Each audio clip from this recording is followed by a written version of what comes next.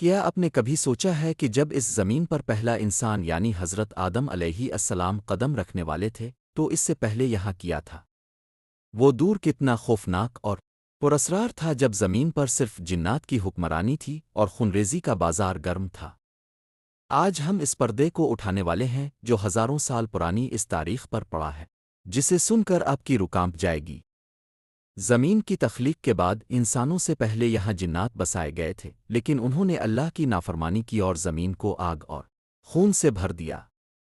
پہاڑوں کی غاروں سے لے کر سمندروں کی گہرائیوں تک صرف خوف کا راج تھا، اور فرشتے آسمانوں سے یہ منظر دیکھ کر حیران ہوتے تھے کہ یہ کیسی مخلوق ہے جو زمین کو اجاڑ رہی ہے۔ اسی دور میں ابلیس کا عروج ہوا جو اپنی عبادت کی وجہ سے فرشتوں میں شامل ہوا، لیکن تکبر نے اسے ہمیشہ کے لیے برباد کر دیا۔ جب اللہ نے فرشتوں سے کہا کہ میں زمین پر اپنا خلیفہ بنانے والا ہوں، تو فرشتوں نے اسی خوفناک دور کی مثال دی کہ کیا آپ اسے بنائیں گے جو دوبارہ خون بہائے گا۔ یہ وہ دور تھا جب آسمانی لشکروں نے زمین پر اتر کر باغی جنات کو جزیروں میں دھکیل دیا، اور زمین کو جنات کی اس بے پناہ خونریزی اور زمین کو تباہ کرنے کے بعد اللہ کا حکم ہوا کہ اب زمین کو ان باغی مخلوقات سے پاک کیا جائے۔